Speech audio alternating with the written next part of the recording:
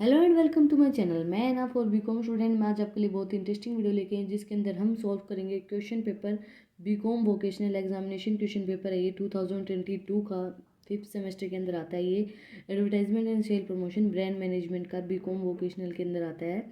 Current का question paper है 2022 का, क्योंकि ब्रांड मैनेजमेंट एक नया सब्जेक्ट है, इसकी बुक मार्केट के अंदर नहीं मिलती है।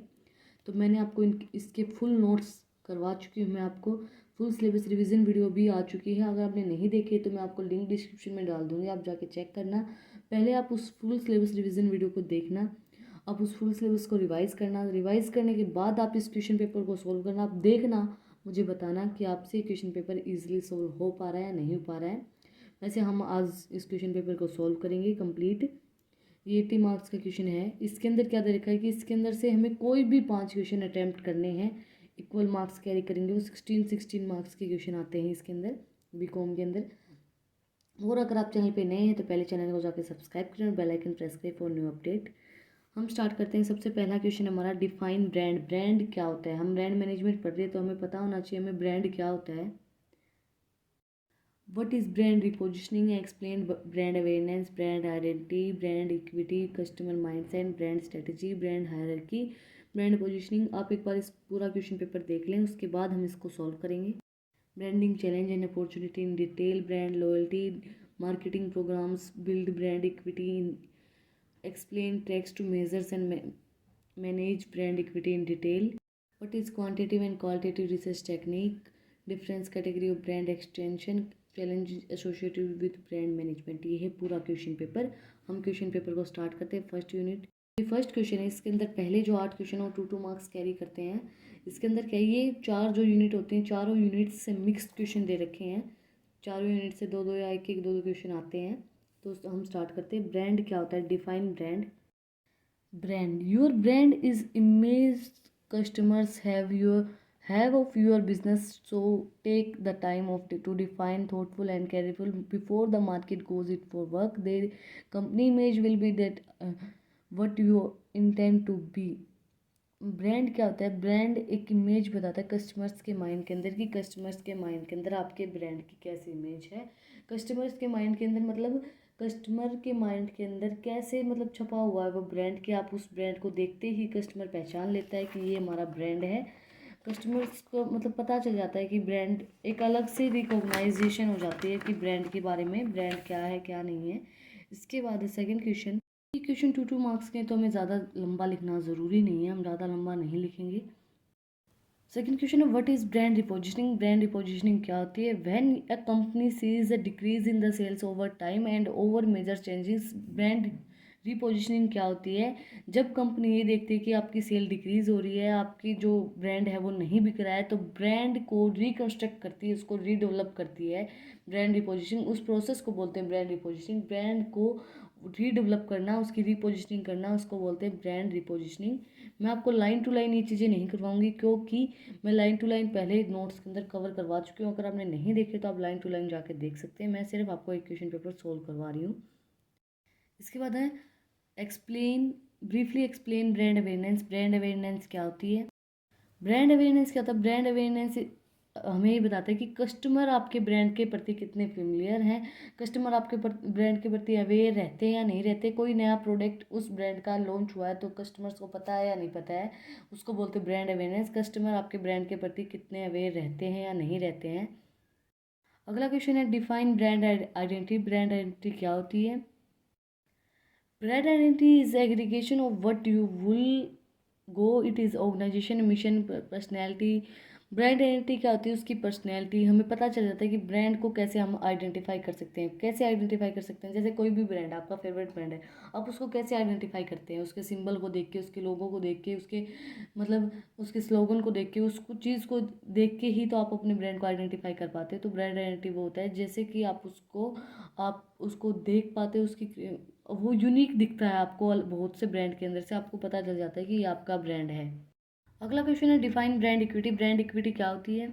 Brand equity is the commercial value that derived from the consumer participation of the brand name of the particular product or services rather than the from product of their services. Brand equity क्या होती है? Brand equity हमें ये बताती है कि हमारी market के अंदर ब्रांड की वैल्यू कितनी है, लोग मार्केट के अंदर हमारे ब्रांड को किस तरीके से, मतलब किस नज़रिए से देखा जाता है, कितनी हमारे ब्रांड की इक्विटी है मार्केट के अंदर, हमारा प्रोडक्ट कैसा चल रहा है मार्केट के अंदर, उसको मेज़र करने के लिए ब्रांड इक्विटी को हेल्प करती है।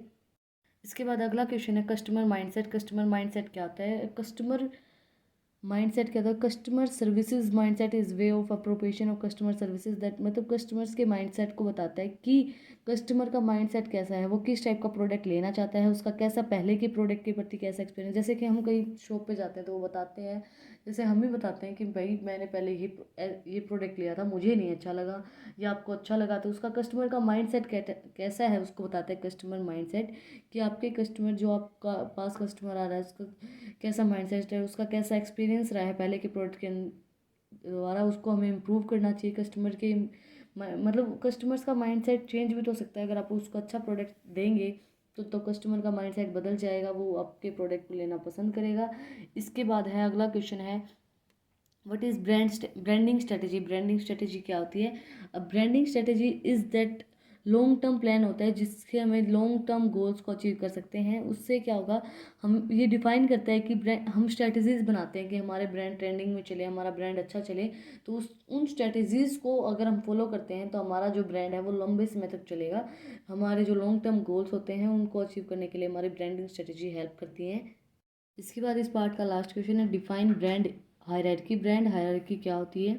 ब्रांड हायरार्की क्या होती है? जब भी एक कंपनी नया प्रोडक्ट लॉन्च करती है तो उसकी जो पोजीशनिंग होती है, उसकी ग्राफिक, उसकी जो सर्विसेज होती हैं, प्रोडक्ट की सर्विसेज, प्रोडक्ट, उसको आइडेंटिफाई करने के लिए हमें ब्रांड हायरार्की यूज़ होती है। ब्रांड हायरार्की यूज़ की जाती है उस चीज़ को आइडेंटिफाई करने के लिए, उसकी सर्विसेज, उस प्रोडक्ट और उसकी सर्विसेज को दिखाने।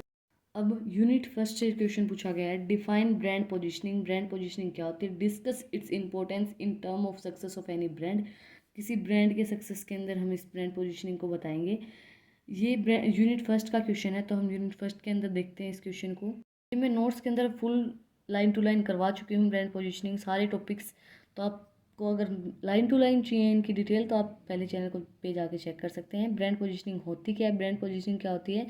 कम ये एक्ट करता है, डिज़ाइन करता है, जो कंपनी ऑफर करती है, मतलब जो हमारी कस्टमर माइंड है, जो हमारी टारगेट ऑडियंस है, उसको अचीव करने के लिए हेल्प करती है ब्रांड पोजीशनिंग। ये टारगेट मार्केट को अचीव करने के लिए हेल्प करती है। टारगेट मार्केट क्या होती है? टारगेट मार्केट कस्टमर्स की सेगमेंटेशन बताता है कि टारगेट मार्केट क्यों ज़रूरी होती है। हमें पहले एक चीज़ को एक मार्केट को टारगेट करके चलना चाहिए कि हमें इस मार्केट को हमने टारगेट किया और ये हमें अचीव करनी है। जैसे कि आपने सोच लिया कि हमें जो शूज़ होते हैं, शूज़ के ऊपर हमें मतलब हमारा ही ब्रांड का नाम होना चाहिए, कि कहीं भी शूज़ का नाम आए तो पहले हमारे ब्रांड का नाम आए। तो हम पहले टारगेट करके चलते हैं उस मार्केट को, उसके बाद हम उसको अचीव करते हैं। उसी तरीके से द डिफरेंट कंज्यूमर सेगमेंटेशन दे रखें, ग्राफिक, डेमोग्राफिक, फिजियोग्राफिक और बिहेवियर ग्राफिक, ये सेगमेंटेशन। इसके बाद है criteria to choose marketing segmentation and target market और मार्केट सेगमेंटेशन को चूज करने के लिए कौन कौन से क्राइटेरिया दे रखे हैं। Identifiable, responsibility, size, accessible, nature of competition कैसा रहेगा, इनडायरेक्ट कंपटीशन रहेगा इसके अंदर, should not be narrowly defined नहीं होंगे, cuts at a benefit level rather than the attributes level, recognise threats and opportunity, जो भी चोरीज और जो भी नई अपॉर्चुनिटी आती है उनको बताती है ब्रांड पोजिशनिंग।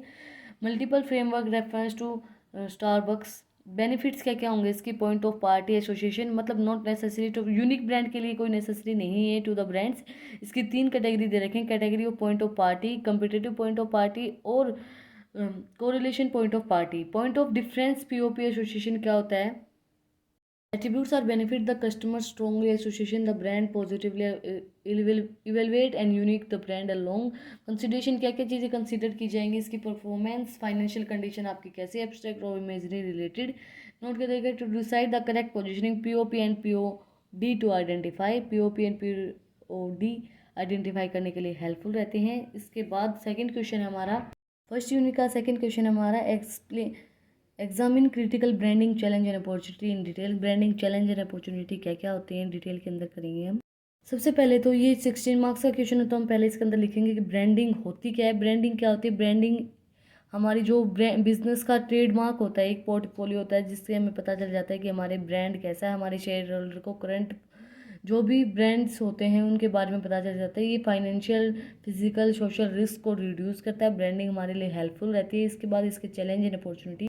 सबसे पहला है चैलेंज एंड अपॉर्चुनिटी के अंदर सेवी कस्टमर। सेवी कस्टमर मतलब कि कस्टमर बहुत एडवांस हो गए हैं, उनके पास अच्छी अच्छी टेक्नोलॉजी आ गए हैं, उसके पास बहुत एक्सपीरियंस हो गया है, उनके पास बहुत नॉलेज हो गई है।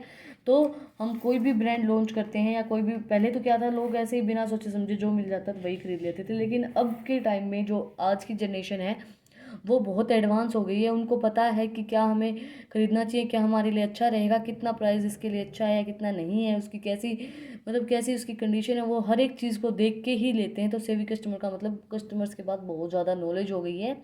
उसके बाद customer brand portfolio. Brand portfolio के अंदर क्या आएगा, इंपॉर्टेंट मतलब इन्वायरमेंट चेंज हो रहा है, लोग इजीली आइडेंटिफाई कर पा रहे हैं, ब्रांड नेम को आइडेंटिफाई कर पा रहे हैं। Numbers of different product and verification. बहुत सी प्रोडक्ट के अंदर से बहुत से ब्रांड के अंदर से हम इजीली अपने ब्रांड को पहचान पाते हैं, क्योंकि उनको पता होता है, उनके पास बहुत सी नॉलेज होती है। उसके बाद media fragmentation. Media fragmentation impact डालती है मार्केटिंग इन्वायरमेंट के अंदर। जैसे कि अब हम क्या देखते हैं, हम यूज़ करते हैं, जो आज की जनरेशन है, सोशल मीडिया प्लेटफॉर्म जो होते हैं, यूट्यूब लगा लीजिए, इंस्टाग्राम, फेसबुक, ट्विटर, इसके ऊपर जो एडवर्टाइजमेंट आते हैं किसी भी ब्रांड की, तो आपको पता होता है कि कैसे, किस तरीके से आप मीडिया, आप नॉन ट्रेडिशनल टेक्निक यूज़ कर रहे हैं, किस तरीके से आप अपने ब्रांड का प्रमोशन कर रहे हो। जितना आप अपने ब्रांड का प्रमोशन सोशल मीडिया के थ्रू करेंगे उतना ही आपका ब्रांड अच्छे से चलेगा, अगर आपका ब्रांड अच्छा है तो। Increase competition. नया मतलब कंपटीशन, डिमांड साइड और सप्लाई साइड बहुत इफेक्ट डालती है कंपटीशन के अंदर। कंपटीशन इतना ज़्यादा हो गया है कि डेली एक नया प्रोडक्ट, डेली एक नया ब्रांड लॉन्च कर रहे हैं मार्केट के अंदर बहुत सी कंपनीज। तो कंपटीशन इतना हो गया है, अगर आपके आपके ब्रांड की स्टेब्लिश करना है मार्केट के अंदर तो आपके पास बहुत से चैलेंजेस आएंगे, कंपटीशन बहुत बढ़ गया है। उसके बाद इंक्रीज कॉस्ट। आपको एक नया, इसमें एक ऐसी चीज़ देनी पड़ेगी मार्केट के अंदर जो अलग हो। अगर आप कुछ अलग देंगे तो फिर आपके पास कंपटीशन कम होगा, तो उसी के अकॉर्डिंग होता है। उसके बाद है कॉस्ट इंक्रीज करता है ये। जैसे भाई नया प्रोडक्ट इंट्रोड्यूस करोगे आप मार्केट के अंदर तो कंपटीशन बहुत बढ़ गया है, तो उसकी ऑटोमेटिक उस प्रोडक्ट की कॉस्ट इंक्रीज हो जाती है। उसके बाद क्रिएटिव अकाउंटेबिलिटी। क्रिएट करेगा अकाउंटेबिलिटी, मतलब जो आपकी अर्निंग होती है उसको एनालाइज करना बहुत ज़रूरी होता है। हेल्दी, अगर आपको लंबे समय तक आपके बिजनेस को चलाना है तो आपको अकाउंटेबिलिटी भी मेजर करके रखनी पड़ेगी। उसके बाद लॉन्ग टर्म स्ट्रेटेजीज बना के रखनी पड़ेंगी हमें। अगर हमें अपना जो बिज़नेस है वो लंबे समय तक चलाना है तो हमें लंबे समय तक चलाने के लिए, हमें लंबे समय तक के लिए हमें लंबी स्ट्रेटेजीज बना के स्ट्रेटेजी बनानी पड़ेंगी, ब्रांडिंग स्ट्रेटेजीज का यूज़ करना पड़ेगा। सेल्स फोरकास्ट बजट मतलब प्रिपेयर करना पड़ेगा, हमें कोऑर्डिनेशन बना के रखना पड़ेगा कि हम जो सेल दे रहे हैं, सेल कर रहे हैं मार्केट के अंदर, वो सही है, हमारा बजट के अंदर है या नहीं है जो हम लोगों के पास सर्व कर रहे हैं। फिर वर्क विद एड एजेंसी। हमें एड एजेंसी, जहां हम एडवर्टाइजमेंट करवाएंगे हमारे प्रोडक्ट का, उसके उसके लिए भी हमें, उसका प्रमोशन के लिए भी हमें एड एजेंसी के साथ वर्क करना पड़ेगा। उसके बाद support your sales forces and trade. आपके जो भी सेल्स फोर्सेज हैं, जो भी आपके ब्रांड प्लान हैं, उसके उनको आपको सपोर्ट करना पड़ेगा, कम्युनिकेट करना पड़ेगा अच्छे से। अगर आप अच्छे से कम्युनिकेट नहीं करेंगे तो आपके बिजनेस के अंदर लॉस हो सकता है। हमारी यूनिट फर्स्ट कंप्लीट हो गई। अब यूनिट सेकंड है define brand loyalty. Brand loyalty क्या होती है, explain the measurement of brand loyalty in detail. Measurements जो होते हैं ब्रांड लॉयल्टी की वो डिटेल में हमें करने हैं। ब्रांड लॉयल्टी क्या होती है, in marketing brand loyalty describe the consumer positive feelings. Brand loyalty क्या होती है, कंज्यूमर्स के जो माइंड के अंदर उसकी ब्रांड के प्रति पॉजिटिव फीलिंग्स होती हैं, उसको बोलते हैं ब्रांड लॉयल्टी। कि कंज्यूमर आपके ब्रांड के प्रति लॉयल है। अगर आपको मार्केट के अंदर वो ब्रांड नहीं मिलता है तो आप उसके लिए वेट कर सकते हैं। आप ये नहीं बोलते भाई मैं वेट कर लूँगा लेकिन मुझे चाहिए वही ब्रांड जो मैं हमेशा यूज़ करता हूँ। तो कस्टमर जो है वो आपके ब्रांड के प्रति लॉयल हैं, तो उसको बोलते हैं brand loyalty. How to create brand loyalty, हम कैसे ब्रांड लॉयल्टी को क्रिएट कर सकते हैं। Marketing departments follow consumers buying trend closely and work to the build relationship with customers through activity customer services. मतलब जो कस्टमर्स के सर्विसेज होते हैं, जो उनकी एक्टिविटी होती है, उनसे लिंक करके हम अपनी ब्रांड की लॉयल्टी बना के रख सकते हैं। Stellar customer services. Tailor customer services के अंदर क्या होगा, perhaps one of the most important tries to build brand loyalty in the provide experiential customer services. मतलब जो कस्टमर्स सर्विसेज मांगते हैं, हम अगर वही सर्विसेज प्रोवाइड करवाएंगे तो कस्टमर आपके ब्रांड के प्रति लॉयल रहेंगे। उसके बाद है ब्रांड एम्बेसडर। ब्रांड एम्बेसडर भी आपके ब्रांड के ऊपर इफेक्ट डालेगा। अब मान लीजिए आपने आपके ब्रांड के लिए कोई ऐसा ब्रांड एम्बेसडर चूज़ किया है जो लोगों के दिलों में राज करता है, जैसे कि कोई सेलिब्रिटी हो गया, जैसे अक्षय कुमार हो गए, तो उसके अकॉर्डिंग मतलब वो लोगों के दिलों में राज करते हैं, तो उस टाइप से ही अगर आपने उनको आपके ब्रांड का मास्टर चूज़ कर लिया तो आपका ब्रांड वैसे ही चल जाएगा, उसी टाइप से है। उसके बाद how brand loyalty is lost. Brand loyalty कब लॉस हो जाती है? Continuous monitoring and research are the needed to measures to utility of product and identify modification that will offers additional consumers benefits and increase brand loyalty. Utility is an economic measure of the level of satisfaction consumer derive from the product or services। मतलब brand loyalty कब loss हो जाती है? जब आप consumer को वो चीज़ नहीं दे पा रहे जो कंज्यूमर चाहता है, या फिर आप उसके साथ मिसबिहेव करते हो, आप जो कंज्यूमर ने डिमांड की है आप वो डिमांड उसकी फुलफ़िल नहीं कर पा रहे हैं।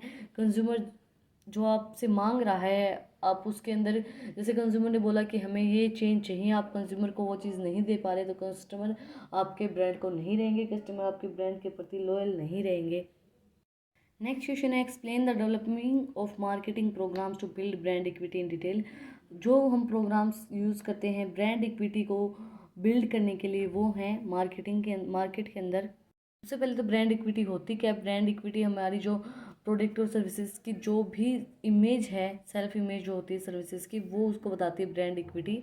इसको कैसे मेज़र कर सकते हैं, ब्रांड इक्विटी को कैसे डेवलप कर सकते हैं? हम क्वांटिटेटिव टेक्निक और क्वालिटेटिव टेक्निक से इसको मेज़र और डेवलप कर सकते हैं। क्वांटिटेटिव टेक्निक के अंदर क्या आएगा कि क्वांटिटेटिव टेक्निक के अंदर क्या आएगा कि हम आइडेंटिफाई कर सकते हैं कि कितनी रेंज के अंदर वो, मतलब कितने लोग उसके प्रति अवेयर हैं, आपके ब्रांड के प्रति। आपने जो नया ब्रांड लॉन्च किया मार्केट के अंदर उसके प्रति लोग आपके ब्रांड के प्रति कितना अवेयर हैं, कितने इजीली उसको रिकॉग्नाइज कर पा रहे हैं, कितना इजीली उसको रिकॉग्नाइज कर पा रहे हैं, कितना इजीली आपके ब्रांड को वो रिकॉल कर लेते हैं कि बहुत से ब्रांड की लिस्ट दे दी आपने और उसको इजीली याद आ जाए कि ये मेरा ब्रांड है, ये मैं ब्रांड यूज़ करता हूँ।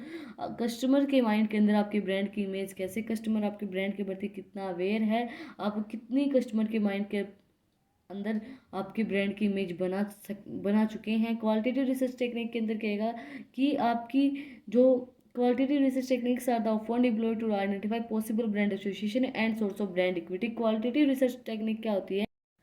Are relatively introduced in measurement of appropriate where by a range of possible consumer response in the permitted. कितनी रेंज के अंदर आपके कस्टमर्स फैले हुए हैं, कितने आपके कस्टमर्स हैं मार्केट के अंदर।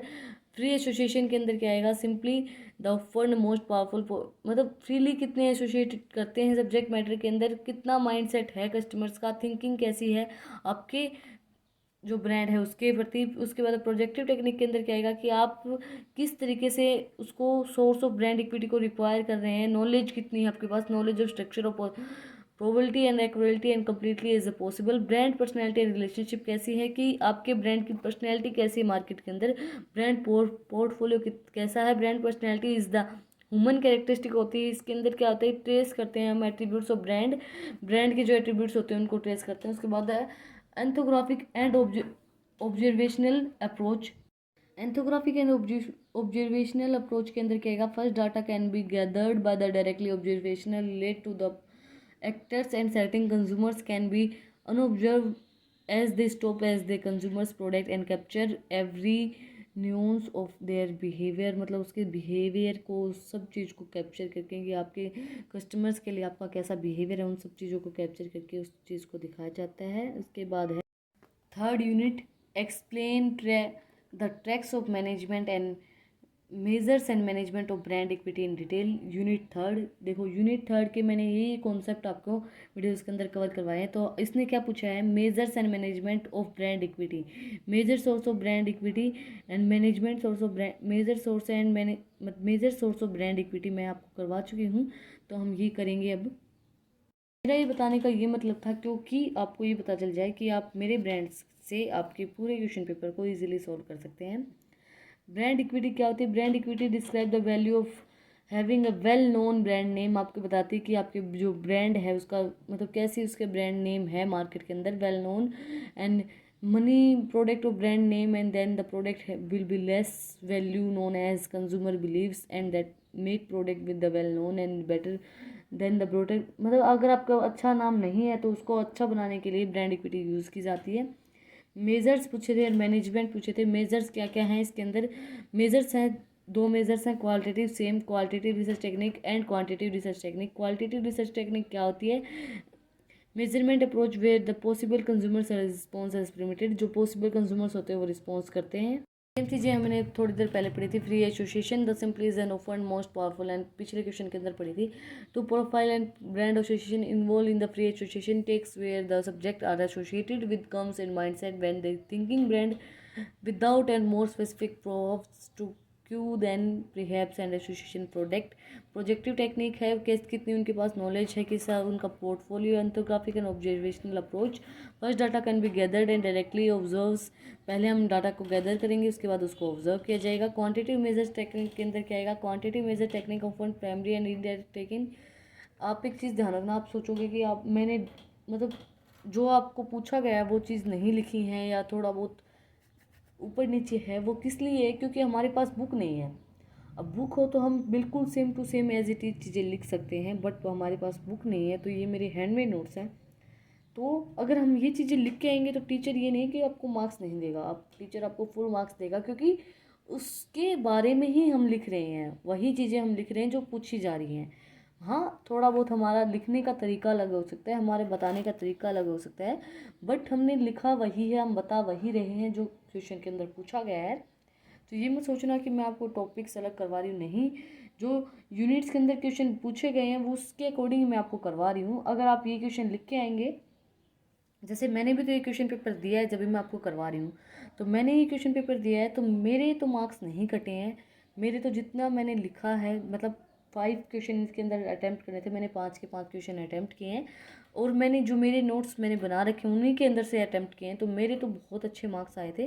तो अगर आप भी करेंगे तो आपको कोई ये नहीं है कि आपके मार्क्स नहीं आएंगे, क्योंकि सेम चीज़ें मैं आपको करवा रही हूँ, ऐसा नहीं करवा। मतलब हमारी टीचर ने भी यही करवाया था, क्योंकि इसकी बुक तो मिलती नहीं है, अब कहीं से तो हम कंटेंट लेके आएंगे ना लिखने के लिए।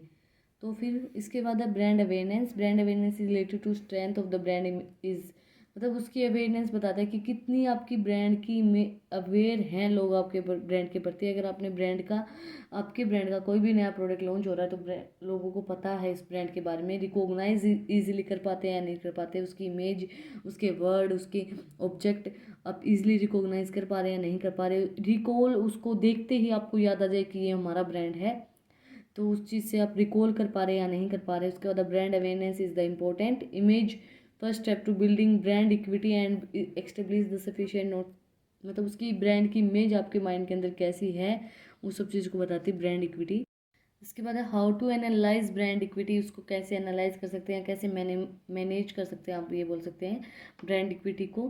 Competitive method and holistic method are designs to direct analyse brand equity. Comparative, compare करके ब्रांड को, एक ब्रांड को दूसरे ब्रांड से कंपेयर करके आप कंपेटिटिव मेथड से आप अपने ब्रांड की इमेज को आइडेंटिफाई कर पाते हैं, इजीली एनालाइज करके मैनेज कर सकते हैं। उसके बाद brand based competitive method, brand जो होता है वो बेस्ड होता है कंपेटिटिव मेथड के। उसके बाद मार्केटिंग बेस्ड मेथड होता है ब्रांडिंग, मार्केटिंग मार्केट से बेस्ड होता है, क्योंकि प्रमोशन ऑफ ब्रांड सब चीज़ें इसके ऊपर बेस्ड होती है, मार्केट के अंदर ही आप कैसे आपके प्रमोशन कर रहे हैं ब्रांड का, वो सब चीज़ें। उसके बाद contingent method, all to simplify studies a brand as well as marketing programmes, this method is employ satisfied, employ को सेटिस्फाई करने के लिए हेल्पफुल रहता है। उसके बाद holistic method is use to determine financial value of the define utility value of the brand. Holistic method looks to measure consumers' brand performance and consumer preference. This method says brand equity is wholly entity and measures it being entry outcomes. उसके बाद है मतलब ये contingent methods, holistic method, ये सब चीज़ें इसके अंदर दी गई हैं। इसके बाद है 7th क्वेश्चन, इन्होंने अगला फिर वही पूछ लिया है, what is quantitative and qualitative research technique, explain in detail. वही चीज़ें इन्होंने फिर पूछ ली है, तो इन्होंने डिटेल के अंदर पूछा है, वही चीज़ें लिखेंगे। ब्रांड इक्विटी सबसे पहले होती क्या है? Brand equity is the commercial value drive from the consumer participation of brand name particular product और services rather than the form of the product और सर्विसेज इटसेल्फ। ब्रांड इक्विटी क्या होती है कि हमें बताती है कि कंज्यूमर आपके ब्रांड के अंदर कितना इन्वॉल्व होते हैं, कितना उसके अंदर पार्टिसिपेट करते हैं, कितना आपके मार्केट के अंदर उसका कितना उसके प्रति अवेयर रहते हैं। अब quantitative qualitative research technique measures हैं ब्रांड इक्विटी के, हम ये चीज़ लिख के आएंगे क्योंकि उनको पता होना चाहिए कि हमें ये बात पता है, क्योंकि 16 मार्क का क्वेश्चन है तो ऐसे तो वो नंबर देंगे नहीं। क्वांटिटिव टेक्निक के अंदर क्या आएगा, all the qualitative measures are usually to identify and characteristic the range of possibility association in the to the brand. A more quantitative practices of the brand of fund is also driven to permit more confident and conceivability strategy and tax remedies। Quantity research technique के अंदर क्या आएगा, जो characteristics होती है उसकी range of possibility उसको बताती है क्वांटिटी रिसर्च टेक्निक। अवेयरनेस बताती है कि क्वांटिटी रिसर्च टेक्निक हम कैसे मेज़र करेंगे उसको, उस टेक्निक को किस तरीके से यूज़ करेंगे। सबसे पहले हम देखेंगे कि अवेयर कितने हैं लोग आपके ब्रांड के बारे में, कितना कंज्यूमर उसको वेरीफाई कर पाता है, कितना उसको ब्रांड की उसके सिंबल लोगो कैरेक्टरिस्टिक्स को कैसे उसके पैकेजिंग से कैसे उस ब्रांड के प्रति अवेयर रहते हैं कि कोई नया प्रोडक्ट लॉन्च आ रहा है तो वो इजीली उसको आइडेंटिफाई कर पा रहे हैं नहीं कर पा रहे हैं, उसको रिकॉग्नाइज कर पा रहे हैं या नहीं कर पा रहे हैं, उसको रिकॉल कर पा रहे हैं नहीं कर पा रहे, कि एक ब्रांड के सर्कमस्टांसिस को देख के उसको इजीली रिकॉग्नाइज कर पाना, उसको बोलते हैं ब्रांड इक्विटी। इमेज कैसी है आपके ब्रांड के प्रति, उसकी सबसे पहले तो ब्रांड इक्विटी फर्स्ट स्टेप क्या होगा कि इंपॉर्टेंट है कि बिल्डिंग ब्रांड इक्विटी को बिल्ड करना, सेटिस्फेक्शन देना। For example, for most consumers in the most situation the consider such as meaning in the image, मतलब उसकी इमेज होनी चाहिए आपके माइंड के अंदर, कस्टमर्स के माइंड के अंदर। क्वालिटेटिव रिसर्च टेक्निक के अंदर क्या आएगा, qualitative research techniques are often employed to identify possible and brand association and source of brand equity. Qualitative research technique और relatively unstructured measurement appropriate whereby range of the possible consumers response and permitted free association। इसके बाद free association के अंदर क्या आएगा, simply most powerful portfolio है brand association का। इसके अंदर क्या बताता है कि customer what comes to mind, सबसे पहले कस्टमर को ब्रांड को देख के क्या माइंड के अंदर आता है, when they thinking a brand without any more specific proof क्या आता है उसके अंदर, perhaps association in product of category. Projective technique के अंदर क्या आएगा, uncovering the source of brand equity requires the consumers brand knowledge. उसके पास कितनी नॉलेज है उसकी स्ट्रक्चर के बारे में कि वो इजीली उसकी स्ट्रक्चर देख के ही उसको रिकॉग्नाइज कर पा रहा है नहीं कर पा रहा है। ब्रांड पर्सनैलिटी इन रिलेशनशिप, उसकी ब्रांड की पर्सनैलिटी कैसी है, उसके साथ उसकी रिलेशनशिप कैसी है। Brand personality is the human characteristics to track that the attributes to the brand. उसके बाद ethnographic and observational approach, first data can be gathered by the directly observational related approach actors and setting. Consumers क्या करते हैं, observe करते हैं stop consumer product and capture है any nuance of the behaviour, मतलब उसका बिहेवियर कैसा है, कैसी उसके ऑब्जर्वेशनल अप्रोच है, कैसे वो ऑब्जर्व करते हैं हर एक चीज़ को, उसको बोलते हैं ब्रांड इक्विटी, उसको कैसे मेजर कर सकते हैं हम। इसके बाद हमारी लास्ट यूनिट है ब्रांड मैनेजमेंट की, unit 4, describe the different category for brand extension in detail and explain the challenge associated with brand management in detail. ये 2 क्वेश्चन हैं, आपको मैं अभी कंटेंट दिखाती हूँ जो मैंने आपको करवाया। ये है यूनिट 4 का कंटेंट, तो इसके अंदर आप कंटेंट में देख सकते हैं चैलेंज इन ब्रांड मैनेजमेंट मैं आपको करवा चुकी हूँ। और अगला क्वेश्चन क्या था, कैटेगरी फॉर ब्रांड एक्सटेंशन मैं आपको करवा चुकी, ब्रांड एक्सटेंशन हमने लिख रखा है तो मैंने आपको करवाया है, तो अभी भी मैं आपको रिवाइज करवा देती हूँ एक बार। Brand extension is the use of established brand name in the product of category. Brand extension मतलब कि आपने अपने ही ब्रांड का कोई नया ब्रांड लॉन्च कर दिया मार्केट के अंदर, उसको बोलते हैं ब्रांड एक्सटेंशन। एक्सटेंशन मतलब बढ़ा देना, उस चीज़ को बढ़ा दिया आपने, आपके एक ब्रांड का एक ही प्रोडक्ट आता था, अब आपने एक नया प्रोडक्ट और लॉन्च कर दिया, उसको बोलते हैं ब्रांड एक्सटेंशन।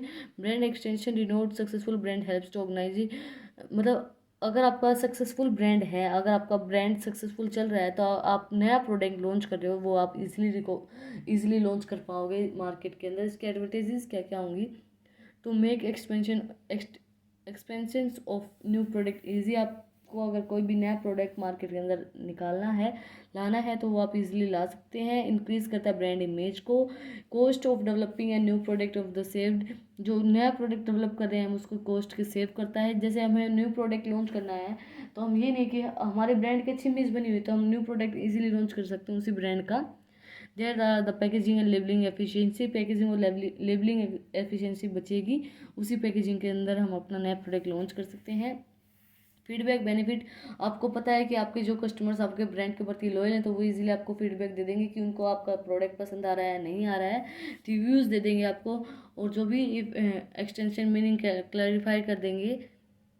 डिसएडवांटेज क्या होंगे ब्रांड एक्सटेंशन, मतलब कि लॉस होगा रिलायबिलिटी का, मतलब मान लीजिए उनको वो आपका प्रोडक्ट पसंद नहीं आया तो आपकी जो ब्रांड की इमेज है उसको डैमेज कर सकता है। आपकी जो ब्रांड की और भी जो ब्रांड है उनके जो इमेज है, जो और भी ब्रांड है आपका ब्रांड है उसके और भी जो प्रोडक्ट है उनकी इमेज को भी डैमेज कर सकता है अगर उनको वो पसंद नहीं आया तो। It is the brand extension have no advantage for the competitive brand, new category हम लॉन्च करते तो वो फेल भी हो सकती है, तो कंपेटिटिव ब्रांड के अंदर वो कोई भी एडवांटेज नहीं है। ये फिर last question, explain the challenge associated with brand management in detail, challenges जो ब्रांड मैनेजमेंट के हैं वो डिटेल के अंदर करना है। ये लास्ट क्वेश्चन है इस वीडियो का भी और इस सब्जेक्ट का भी, ब्रांड मैनेजमेंट का, क्योंकि कंप्लीट हो गया, मैंने आपको सिलेबस कंप्लीट करवा दिया, सिलेबस रिवाइज करवा दिया है, क्वेश्चन पेपर भी सॉल्व करवा दिया है, तो ब्रांड मैनेजमेंट हमारे कंप्लीट हो गया है। जो नेक्स्ट वीडियो आएगी वेडनेसडे को ब्रांड मैनेजमेंट की, मतलब ब्रांड मैनेजमेंट की नहीं आएगी, अब हम नया जो सब्जेक्ट है वो लेके आएंगे, वो है एग्रीकल्चर एंड रूरल मार्केटिंग। अगर आपको उसके भी नोट्स चाहिए तो आप चैनल को सब्सक्राइब करें, बेल आइकन प्रेस करें इन अपडेट्स के लिए। तो हम स्टार्ट करते हैं 10 most common branding challenges. 10 most common branding challenges क्या क्या हैं। सबसे पहले ट्रीट करने पड़ेंगे हम ब्रांड्स एज एसेट्स। जो भी ब्रांड्स होते हैं उनको हमें एसेट्स के मतलब एसेट्स मान के चलना पड़ेगा कि हमारी जो बिजनेस है उसके एसेट्स हैं। पोजिशनिंग एंड कंप्लेनिंग विजन्स, मतलब कि जो भी विज़न है needs to differentiate and itself recognise, customers के अंदर कस्टमर इजीली रिकॉग्नाइज कर पाए, फ्लेक्सिबल विज़न हो उनका, डायनेमिक नेचर के, मतलब गतिशील और चेंज होता रहे, क्रिएशन है न्यू सब कैटेगरी क्रिएट करते रहे, नई नई सब कैटेगरीज डेवलप करते रहे, मस्ट हैव इनोवेट, मतलब अगर हम उनको इनोवेट करते रहेंगे तो हमारी कम्पिटिटिव मार्केट के अंदर हमारी इमेज वैसे की वैसी बनी रहेगी, लोग हमारे प्रोडक्ट को लेना पसंद करेंगे। उसके बाद generating breakthrough brand building, मतलब जो एक्सपेंशियल आइडियाज़ है उसके अंदर, मतलब हम ये बनाएंगे कि नेसेसरी है vision of life to identify extension of the brand critical and good is just good on to the this that means making sure to more and ideas for more sources and they make sure you have minimize in the place of recognize brilliance and bring those ideas to make qualitative achievement। integrated marketing communication IMC, मतलब integrated marketing communication का use करके, मतलब अगर आप लोगों से communicate करेंगे, integrated marketing communication का यूज़ करेंगे, उन सर्विसेज का यूज़ करेंगे तो आप उनसे फीडबैक ले सकते हैं। अगर आपको सोशल मीडिया के थ्रू आप इनसे इंटीग्रेट करेंगे, एडवर्टाइजमेंट करेंगे सोशल मीडिया के थ्रू, डिजिटल मार्केटिंग का यूज़ करेंगे, डिजिटल मोबाइल का यूज़ करेंगे तो लोग आपसे ज़्यादा जुड़े रहेंगे। तो वो आपके लिए एक मतलब एक चैलेंज है कि आप आज की जनरेशन जो है इंटीग्रेटेड मार्केटिंग कम्युनिकेशन का यूज़ करती, तो हम जैसे कोई भी प्रोडक्ट बाय करते हैं तो हम सबसे पहले ये देखते हैं कि उसकी रेटिंग कैसी है, लोग उसको पसंद कर रहे हैं या नहीं कर रहे हैं, लोगों ने उसको कैसी रेटिंग दी है, उसके बाद ही हम उस प्रोडक्ट को बाय करते हैं। कोई भी सोशल मीडिया साइट्स के थ्रू अगर हम बाय कर रहे हैं कोई भी प्रोडक्ट को। उसके बाद बिल्डिंग अ डिजिटल स्ट्रेटेजीज को बिल्ड करना, कस्टमर्स के माइंडसेट को अंदर, कस्टमर्स की कैपेबिलिटी इंक्रीज हो गई, क्रिएटिव न्यू कस्टमर्स, नए कस्टमर इनोवेटिव हो गए हैं, न्यू वेज ऑफ वर्क, नया नया काम करने का तरीका हो गया उनका with work of marketing mobility and required.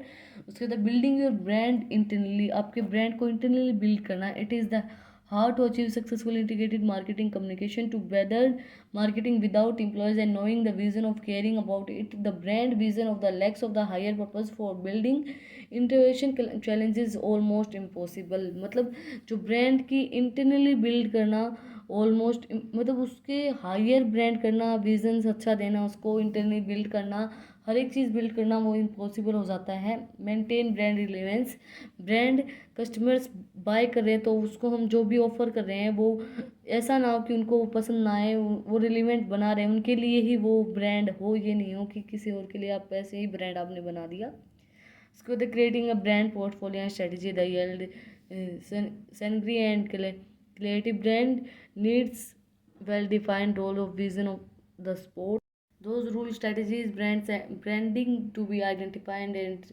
resourced and branded, identified, and energy should be created and managed. Leverage brand assets to enable throat brand portfolio क्या करता है कि ग्रो करता है इन न्यू ऑफरिंग जो भी होते हैं, एक्सटेंड करता है brand variability and extending brand another product of classes. The goal of apply the brand to be new content where the brand with adds value and enhance itself. इसको को increase करता है itself खुद से ही.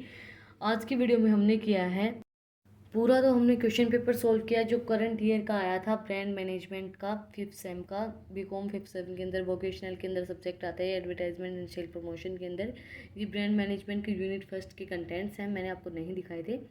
तो अगर आपको मेरी ये वीडियो पसंद आई तो आप इस वीडियो को ज़्यादा से ज़्यादा लाइक करें. भाई मैंने बहुत मेहनत की है आप लोगों के लिए, हैंडमेड नोट्स कंटेंट ढूंढा है, हर एक चीज़ किए हैं. तो आप चैनल को सब्सक्राइब करें, बेल आइकन प्रेस करें और ज़्यादा से ज़्यादा लाइक करें. Thank you for watching my video.